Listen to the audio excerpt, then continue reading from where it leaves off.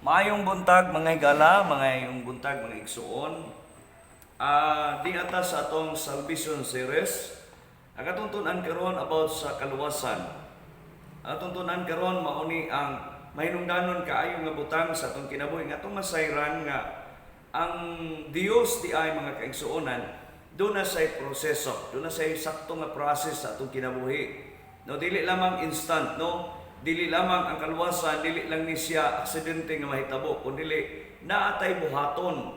No, dili taman nga gitawag siya og kini bitong kinabuhi usahay nga doon naman goy mga tao nga magtudlo nga enough na ang kaluwasan kung sila midawat og bituos Ginoo. Nya sa diha nga magpakasala sila, ang ilang kinabuhi save na, no, luwas na, no, dili. Kaya ang atong kinabuhi mga kaigsuonan totally, no, totally gyud nagadepende lang gyud ni Ginoo. So kinahanglan mura ba pud na siya og mura ba og trabaho, no, makabaton makadawat lang kag sweldo sa diha kaduna kay gibuhat nga maayo nga performance, no, maayo nga trabaho. So og wala ka nagtrabaho, wala pud ka nagtanong, example, no, sa pagtanong saging, tanong og lubi, doon na sa proseso, no, makaani lang ka, taga lang ka anak kun mamunga na siya, no, maka harvest ka sumala sa imong gipugas. Mao po na sa atong kinabuhi, no, mao po na ang kaluwasan. Nalambigit dinhi nga gisulti sa Biblia mga kaigsuonan nga dunay proseso. Ang libro sa Episo kapitulo 1 bersikulo 13 nagsulti. Atong tan-awon mga kaigsuonan. Unsa may plano di ay sa Dios, no, unsa may plano sa Ginoo mahitungod sa kaluwasan. No, ang Episo nagtug-an nato, nagsulti mga kaigsuonan nga mao ni ang idea sa Dios.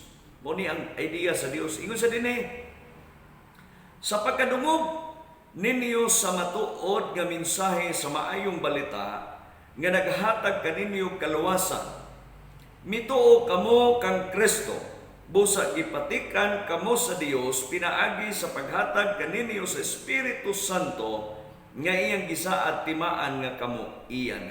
Usa kuno dunay patik sa gahom sa balaan nga Espiritu Santo.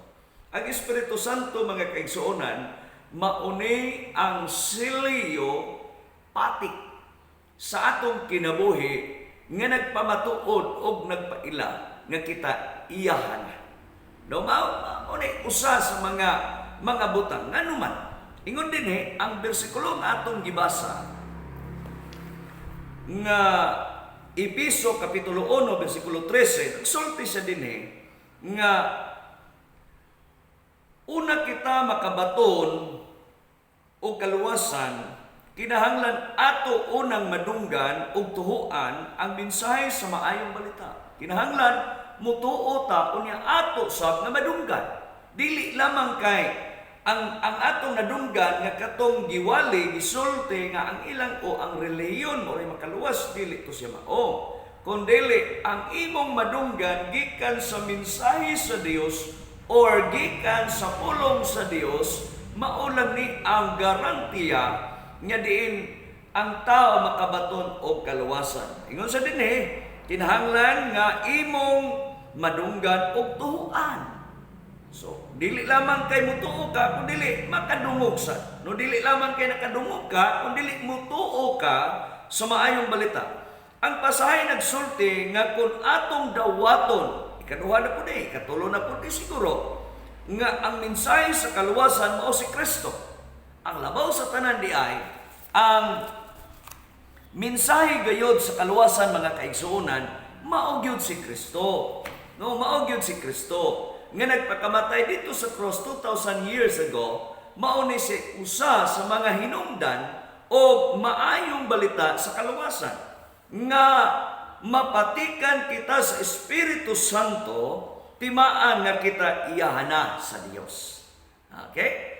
So, apan nganong kinahanglan man gayud kita nga maluwas? Nganong kunong kinahanglan? Usa ka pangutana, nganong kinahanglan nga kita maluwas? Ikaduha, unsa bay sayop nato? Unsa bay sayop nato? Ngano kinahanglan ta maluwas? Ikaduha, unsa bay atong sayo? Ikatulo, nganong mutuo man kita? Nganong mutuo man gyud kita kang Kristo aron maluwas? Nganong kunong mutuo ta? Atong tubagon ni. No, atong tubagon ning tulo ka mga butang, mga kaigsuonan nga una, nganong kinahanglan gyud kitang maluwas. Ikaduha, unsa bay atong sayop or sala? No, nganong mutuo man gyud kita kang Kristo? Ingon dinhi, adunay babag nga nagseparar sa Dios ug sa tao.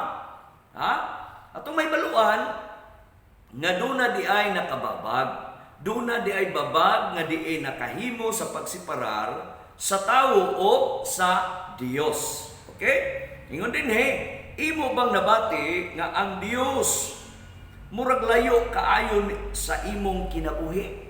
Di mo pa nang nabantayan? Sa wala pa kay Ginoo, sa wala pa ka nangalagad sa Ginoo, sa wala pa Dios nga nagka-control sa imong kinabuhi, tanawa ra gud, di ba ang imong kinabuhi mga kaigsuonan? Layo kayo. Nganuman tuas kahilayan, tuas bisyo, tuas sa droga, tuas sa mga inom, tuas sa kahilayan sa kalibutan, tuas sa jaming-jaming, tuas sa mga celebration or mga activity or mga party-party. Ngani ang uban gani nagaselebrar kanunay anang gitawag og Halloween party. Nagselebrar anang mga witchcraft nga mga pamaagi. Pero kana siya mga kaigsuonan tungod na kay wala ta kaila og Dios. No mo nay mga nakapambalayo na to. Kitang tanan nabati na to na or gibati na sama niini. Ang pagbati nga ang Dios layo kaayo gibati na sa tanan, gibati na nako, gibati ko na nimo, gibati na sa daghang mga tao. No tungod niini daghan ang nagtuo nga pinaagi sa reliyon o mga maayong buhat sila muduol sa Dios. Kana kuno reliyon or maayong buhat sila maduol sa Dios. Okay, ang uban bitaw di sa dili na lang sila mosimba mo amo. Ang uban dili lang sila mosimba, ang ilang gibuhat, ang ilang offering, ang ilang kwarta, ang ilang pahina, no kay good works lagi kunuhan, no? Pero dili di ay mauray rason, no? Dili di ay mo'y mga hinungdan sa kaluwasan, dili di ang relihiyon. No, dili di ang relihiyon, no? Pero tungod kay ang atong pagkahimulag sa Dios dili pinasikan or dili pisikal. Walay tawhanong binuhatan ang makapaduol kanato ngadto sa Dios. Wala kuno'y tawhanon mo pasabot kanang imong kabuotan, kanang imong pagkanunay pag-amot, kanunay nga pagduol ngadto sa mga tao ngadto sa Ginoo, pagtuol dito sa example, maayo nimong buhat, pagkamanghihatagon, pagka-dili-dali masuko, pagpugong sa kaugalingon, paghatag sa iyang kaugalingon ngadto sa uban, pagpasaylo sa sala ngadto sa uban, unya nagdumot gihapon sa silingan. Kana siya mga wording na sa atong tawhanon nga kahimtang. Pero dili di ay makapahatag kanato sa kaluwasan. Unsay hinungdan nga ang tao nahimulag sa Dios. Unsa kuno'y hinungdan? Lain na pud nga pangutana. No, lain na pud nga pangutana. Unsa may mga hinungdan? Ingon dinhi ang Isaiah 29, 59 sure. 59:2. Ingon sa dinhi, ang inyo hinuong kalapasan maoy nagkulang kaninyo og sa inyong Dios. O ang inyong sala maoy hinungdan sa iyang pagkahilayo kaninyo aron dili siya makadungog kaninyo. Ang sala di ay sa tao, ang sala di ay nato originally na panunod nato ni gikan pa sa kaniadto sa atong mga ninuno, sa atong mga katigulangan. Duna nay sala nakapasiparar. Kay daghan kay mga tao mga kaigsuonan nga nagsimba og mga nagsimba og dili tinuod nga mga pagsimba. Unya kanang tanan maunay sala nga ginmention sa Biblia nga ginadungtan sa Dios. Muna nga kinahanglan ang tao motuo. Kinahanglan ang tao maminaw, makadungog, Aron sa diha nga siya makadungog, unya sa diha nga siya maminaw, sa diha nga siya mutuo, patikan siya sa Espiritu Santo. Nya ang hinungdan igsuon atong masayran sa Isaiah 59 nga bersikulo 2 nga ang sala maoy hinungdan sa inyong pagkahilayo kaninyo aron dili siya makadungog kaninyo. Amo na siya. Ang sala mo'y nagpahimulag sa tao gikan sa Dios. Mo ni atong isgutan karon. Sala, no? Sala. Ang pagsiparar sa Dios o sa tao klaro kaayo sa Biblia nga gisulti. Gisulti nga ang Dios balaan, ang tao makasasala. Ang Dios maayo, ang tao dautan. No? Nag-ingon ang pulong sa Dios, nakasala ang tanan o nahilayo sa Dios. Roma kapitulo 3 bersikulo 23. Ha? Namo tayo itong mahibawan mga kaigsuonan. Klaro kay nga gimension sa Biblia, ang Bible nag-ingon. Ayaw question na, ang imong kaugalingon, nga na mo ko'y gibuhat. Na mo ko'y gihimo, pastor. Na mo ko'y gibuhat para sa among pamilya. Na naman ko'y gibuhat, pastor, para sa akong kaugalingon ngadto sa Ginoo. Na naman ko'y gibuhat, ayaw na lang og supak tungod kay ang Biblia nag-ingon nga kinahanglan di ay nga kita motuo. No, kita motuo. Na magunsa man to maayo kay ka good works, na kay maayo nga mga trabaho gibuhat, do na po kay hidden agenda sa imong kinabuhi. So, nakahatag gihapon, makapadaot gihapon sa ato ang relasyon ngadto sa Ginoo. So dili gihapon maluwas ang tao. Pero sa diha nga imo ning angkunon, imo ning aksipon nga kita makasasala, kita masalaypon, ang Dios mubuhat ni ana. No, ang Dios mohimo siya lakang, mohimo siya trabaho para sa imong kinabuhi. Ingon dinhi ang pulong sa Ginoo mga kaigsuonan nga ang tanan nakasala o nahilayo sa Dios. Matud pa sa Roma kapitulo 3 bersikulo 23. Muna unsa man kunoy hinungdan nga ang tawo mamatay. Ingon ang Bible, kamatayon o pagpakahimulag sa presensya sa Dios ang bayad sa sala. Pero ang nakanindot mga kaigsuonan, dunay gasa ang Dios. Roma 6:23. Kamatayon tungod kay midagsang na gyud ang sala, mamatay ang tao. Mamatay ang tao unya mao ni mga rason. Mao ni mga hinungdan, mga kahigalaan ug mga kaigsuonan nga kinahanglan atong masabtan nga mao jud ni ang nakapahimulag sa tao, nakapalayo sa tao ang gitawag og sala, no? Sala. No, kamatayon. No, atong hisgutan karon mga kaigsuonan, ang hustesya sa Dios nga nagkinahanglan og sakripisyo alang sa sala. No? Ang hustesya sa Dios nagkinahanglan og sakripisyo alang sa sala. Na, unsa kunoy buhaton? Doon na kunoy sakripisyo. Nakalami mga kaigsuonan kay dili na kita mo magsakripisyo para sa atong sala. Natanaw na to, basahon na to. Tungod kay ang Dios matarong og hustisya, dili niya matugutan ang sala nga dili masilutan. Sa ato pa tungod kay maayo kay ang Ginoo, tungod kay maayo siya sa atong kinabuhi, dili siya mosugot nga kining dautan or sala mga kaigsuonan. Dili niya gusto nga dili ni masilutan, silutan gyud. Tungod kay siya mahigugmaon o manggiluluyon.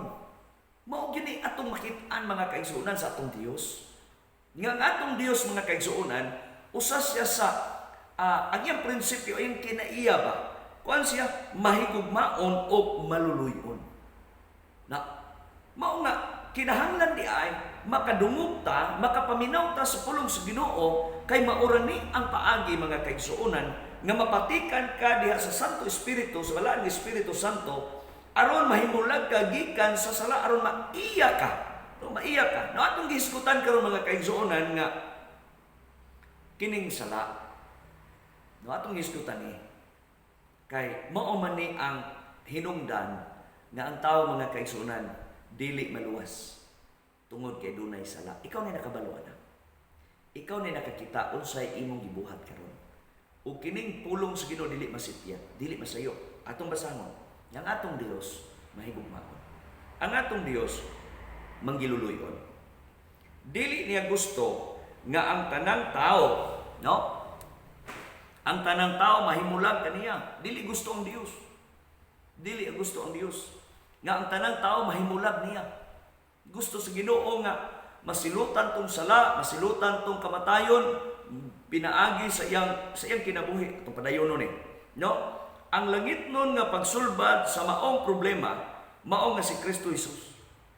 Tanawa ha, lami kayo mga kaigsuonan, ang langit nung sulbad, ang Dios nun nga pagsulbad dili tawhanon ha, dili kita mo sakripisyo, magluhod pa ka, magpinitensya pa ka, magsamad-samad pa ka sa imong kaugalingon, magsamad-samad ka sa imong lawas aron mailhan nga nagpinitensya ka, niya pagkahuman nimo sa pinitensya bi, paghuman nimo sa imuhang gitawag o pagsakripisyo sa imong kaugalingon, di pa mubalik na pagkas bisyo, mubalik na pagag-inom. Ngani, dunay mga tao nga nagsimba kanunay 9 days man siguro na, gitawag og simbang gabi, tanaway lang kinabuhi, di ba nagbalon og tanduay, nagbalon og beer, nagbalon og mga ilimnon. Unsa man na, sa to pabot pasabot nga ang ilang kinabuhi wala gihapon masakto, wala gihapon mahaom, no? Wala gihapon mahaom. Naa gihapon ang sala kay ang dili maayo nga binuhatan, ang dili maayo or ang imong pakirelasyon ngadto sa kalibutan, o di magkaganahan mausab. Tanawa ra ni mga taong Dios nun. Tanawa ra ni mga taong nga kauban sa gipakamatyan sa Ginoo dito sa cross. Nag-usab mao nay sakripisyo. Ang sakripisyo nga word dili nang sabad-sabaran imong kaugalingon, kanang pagbiya sa imong comfort zone, pagbiya sa imong bisyo, mao nay sakripisyo, pagbiya sa imong sigarilyo, pagbiya sa imong inom, pagbiya sa imong bayi, pagbiya sa daotan nga binuhatan, pagbiya sa laway nga mga sinultihan, pagpamalikas, pagpamakak, pagbiya, sakripisyo na. Kay mao man ay naandan sa tao God, kung imo nang biyaan, gitawag na siya sacrifice. Unya, walay lain nga makapausab sa itong kinabuhi kung dili ta mo dangop nga tos Ginoo. Walay lain nga makapausab sa itong kinabuhi, dili kita may mag-usab-usab. Kay kita'y mag-usab-usab sa itong kaugalingon, mapakyas gihapon ta. Nga numan kapuyan ka, daghan po mga tao nga gamiton sa yawa nga mutisting nimo. Mutisting sa itong kinabuhi. Pero nakanindot mga kaigsuonan kay dunay saad, dunay pulong sa Dios nga kini nakahatag o makahatag kanatong katagbawan sa atong kinabuhi. Tanaw na to. Kung sa may gingon dinhi, ang langit nun nga pagsulbad nga sa maong problema, mao si Kristo or si Kristo Jesus. Ang buktong anak sa Dios maoy maghimog sakripisyo. Siya mo ay naghimog sakripisyo. Naghimog sakripisyo. Tanawa ra gud mo. Wala man gyud tay nabuhat. Wa gyud tay nabuhat. Ang atong buhaton para makabiya ta sa pagsakripisyo, kana bitaw counterpart ta. Ang counterpart nato nga sakripisyo nga buhaton nato para sa Ginoo, pagbiya gikan sa sala. Kay og kitay maluwas, kitay magluwas-luwas tug galingon, dili. Kaya ang atong pagkabuutan, ang ato ang gibuhat karon dinhi, usa lang ni ka mga pamaagi nga diin ang atong kinabuhi. Hallelujah. Ang atong kinabuhi makadawat og kaluwasan. Ang atong buhaton karon nga diin magtuon tas pulong sa Ginoo aron masabtan nato nga ang kaluwasan di ay usa ka direktiba ni nga gikan sa Ginoo. Padayon na ko mga kaigsuonan. Nag-ingon ang Hebrehanon kapitulo 9 bersikulo 28. Tanawa. Unsay gisulti? Ingon din nga gihalad usab si Kristo sa makausa. Tanawa. Aron pagwagtang sa mga sala sa daghang mga tao. Siya ang nating karnero sa Dios nga nagwagtang sa sala sa kalibutan. Mao ni ang hinungdan. Mao ni ang rason. Now, ang ato diha kinabuhi mga kaigsuonan, maluwas lamang sa diha nga makadungog ka, sa diha nga motuo ka ni Kristo Jesus. Dili di ay religion, dili di ay relihiyon ang makapaluwas sa tao, kundili ang atong Dios, atong Ginoo. No, ingon ang pulong sa Ginoo, Hebrehanon kapitulo 9 bersikulo 28 nga gihalad usab ni Kristo sa makausa aron pagwagtang sa mga sala sa daghang mga tao. Siya ang nating karnero sa Dios nga nagwagtang sa sala sa kalibutan. Ingon ang Juan kapitulo 1 bersikulo 29, ang Biblia nagsulti nga mo ni gisulti sa Biblia nga nagapakita ba, nagasulti ba nga atong mahibaluan siya ang bugtong or nating karnero nga nagwagtang sa sala sa kalibutan. Ang Biblia nag-ingon dili na atong trabaho o dili ko na atong isulti kundi pulong na sa Dios matud pa sa Juan kapitulo 1 bersikulo 29. Nausay gisulti sa Roma 3:25 ngadto 26. Gihatag siya sa Dios aron pinaagi siyang kamatayon mapasaylo ang mga sala sa mutuo kaniya. Tarawa ha? Kinsay gihatag? Sa ang Dios, si Kristo gihatag. Gihatag siya sa kalibutan, gihatag siya aron ang mga nakasala mapasaylo. Na asa man ka mutuo sa relihiyon o ni Kristo. Adto ta ni Kristo mutuo. Kanang relihiyon gamiton lamang na siya usa ka area lang na sa kinabuhi mga kaigsuonan nga dili ka madakpan. Legal process. No dili ta madakpan, legal nga paagi ang imong pangalan kinahanglan ma-registered ngadto sa SIC. Aron ang imong relihiyon legal sa gobyerno. Kay magtukod kag relihiyon way ngalan ay unsa man kana kulurong.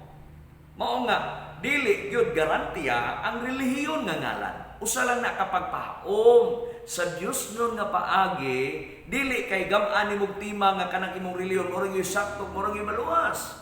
Kundili ang kaluwasan igsuon naa lamang ni Kristo Jesus. Naa lamang sa Dios tungod kay kining maong mensahia nagahisgot man ni diha sa kaluwasan sa diha nga motuo ka ni Kristo Jesus. Tuo siya. Sabay gibuhat din aron mapasaylo ang mga sala sa mutuo kaniya. Niini nga paagi gipakita sa Dios ang iyang hostesya bahin sa mga sala aron pagpakita nga siya matarong o himuon niyang matarong ang tanan nga mutuo kaniya. Sa ato pa, ang Dios ra gyud ang makahatag o garantiya nga aron kita mahimong matarong. Aron nga kita mahimong matarong mutuo ta sa Ginoo. Ikaduha, si Jesus ang mibayad sa silot sa atong mga sala. Ganina, atong gihisgutan ang unang punto mga kaigsuonan nga ang hostesya sa Dios nagkinahanglan og sakripisyo alang sa sala. Motoy hostesya sa Dios nga gihatag niya ang iyang kaugalingon aron mabayran ang atong mga sala. Karon pod si Jesus ang mibayad. Si Jesus ang mibayad. Ingon pa ang Galacia kapitulo 3 bersikulo 13 ngadto 14. O niya ingon ang 2 Korinto 8:9. Atong basahon. Unsay mahitabo dito sa cross? Unsa kunoy nahitabo? Si Jesus ang mipuli sa atong dapit o atong silot. Siya kunoy midupa dito. No, adunay panagkumbinyo nga nahitabo dito sa cross. Iyang giangkon ang atong tunglo o kapobrehon aron makadawat kita sa iyang panalangin o kadato. Tanawa ha? Mao ni ang tuyo sa Ginoo. Grabe kalamian kay Ginoo Lamian kay Ginoo. Ya mo tuo lang ka sa Ginoo maluwas ka. Ha? Dili sayop ug dili gyud sayop ang pulong sa Ginoo kay nganuman ang sikretong paagi nga diin iyang giangkon ang atong tunglo aron kita mahimong dato, aron kita mahimong panalanginan o makadawat sa kadato gikan sa Ginoo. Mo na gisulti sa libro sa Galacia 3:13 o 14 o 2 Korinto 8 o 9. Iyang giangkon ang atong mga sala aron makaambit kita sa iyang pagkamatarong. Matod pa sa 2 Korinto 5:21, tungod sa iyang kinabuhi nga walay sala, siya lang ang angayan nga mobayad sa silot sa sala sa tao. O dito sa cross o dili unsay atong nabuhat para kaniya. Si Jesus lang ang nagbayad sa silot sa atong mga sala. Ang libro sa 2 Korinto 9:21 nag-ingon dinhi, nagsulti nga walay sala si Kristo apan gipaambit siya sa Dios sa atong sala aron kita sa atong pagkahiusa kaniya makaambit usab sa pagkamataron sa Dios. Okay. Ikatulo, maluwas kita kung atong talikdan ang atong mga sala o musalig kang Kristo. Mao ni ang katapusan. Sa kuno, maluwas kita kung atong talikdan ang sala o musalig kang Kristo. Mora ni paagi. Ako na ni paspason kay aron makita nato. Kitang tanan nakasala. Mo ni tinuod, mo ni original. Batok sa balaan o matarong nga Dios. Kasala ta. Okay? Karon lang, lami lang imong kinabuhi. No? Lami lang imong kinabuhi. Kinakadumog naman kas pulong sa Ginoo. Ilan kas Ginoo. Isa din ang bayad sa sala mao ang pagkahimulag sa buhi nga presensya sa Dios o ang silot ngadto sa impierno. Mo na siya paagi. Ang Dios, ingon sa dinhi, ang Dios justisya o musilot gayud sa sala. Siya usab mahigugmaon og dili gusto nga kita mahimulag kaniya og moadto sa impierno. Ingon sa dinhi, hangtod sa kahangturan, mao nga iyang gipadala ang iyang bugtong anak nga si Kristo para magbayad o mubayad sa silot sa atong mga sala dito sa cross. Roma 5:8. Yun sa dinhi, tungod sa iyang kinabuhi nga walay sala ang kamatayon, wala makapugong kaniya. Okay? Nabanaw siya gikan sa mga minatay sa ikatulo ka adlaw. Buhi si Jesus. Mao nga mutuo kas Ginoo adto lang tamo ilang adto sa Dios. Mo nay buhaton. Diya ingon sa diya, anaa siya karon nga og andam buhatag o kapasayloan ni adtong andam maghinulsol sa ilang mga sala. Andam siya muluwas ni adtong mutugyan sa iyang mga kinabuhi ngadto kaniya o ang mensahe sa maayong balita mao nga dinha ni Kristo adunay kaluwasan gikan sa sala o pasiguli ngadto sa Dios. Matod pa sa Roma 2 Korinto 5:19. Sa kuno, dinha ni Kristo dunay kaluwasan. Diha na Kristo. Dunay kaluwasan. Madawat na to ang kaluwasan kung muundang kita pagsalig sa atong kaugalingon o atong ibutang ang atong pagsalig sa gibuhat ni Kristo dito sa cross para kanato kinahanglan mo tuo kita nga siya Ginoo ug wala siya'y pinalabi ug nagpabilin sa lubnganan. Nag-ingon ang Biblia sa Roma 10:9 ngadto sa 10. Nya mao ni ingon sa dinhi, maluwas ka kung ipahayag mo nga si Jesus mao ang Ginoo. Ha? Mao ang Ginoo. O sa kinasing-kasing mutuo ka nga gibanhaw siya sa Dios, kay mituo man kita sa kinasing-kasing gayud gimatarong kita sa Dios o naluwas kita kay gipahayag manato kini. Na mao ni mga kaigsuonan, mao ni ang atong buhaton. Mao ni ang himuon sa atong kinabuhi. Ang akong pangutana karon mao ni, andam ka bang mubayad o mubiyak? Andam ka bang mubiyak sa sala o mutugyan sa imong kinabuhi ngadto kang Hesus? Ikaduha nga pangutana, andam ka bang musunod o mutuman kaniya sa tibuok nimong kinabuhi? Ikatulo, andam ka na bang muampo para madawat nimo ang kapasayloanan sa kaluwasan o kaluwasan? Ni ay pagampo. Ato ni buhaton. Ako mga pagampo mo ni. Ginoong Hesus, nagaduol ako kanimo uban sa pagtuo nga ikaw ang gipadala sa Amahan aron pagbayad sa silot sa akong mga sala. Mituo ako sa imong gibuhat dito sa cross. Mituo sa ako nga nabanhaw ka gikan sa minatay. Buhi ka. Ako kang dawaton karon isip Ginoo ug manlulungan sa akong kinabuhi. Ginoo, akong giangkon nga ako usa ka makasasala. Pasayloa ako. Hinloi ako.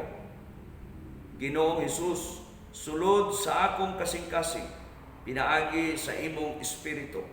Puy-i ako. Sugod karon, ikaw na akong tumanon o alagaran.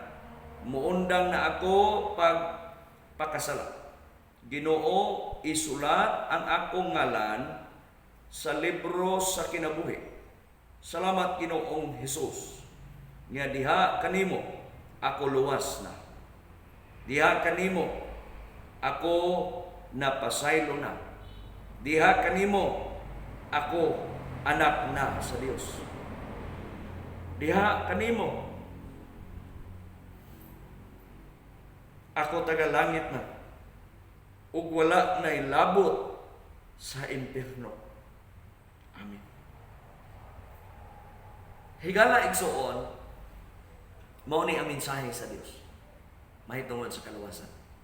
Nabati na ko ang presensya sa Ginoo nining orasa, niya ako natuo na ikaw makabaton ug kaluwasan, kasiguraduhan ug kalipay diha gikan sa Dios. God bless ug ang Ginoo magapanalangin. Again, God bless you.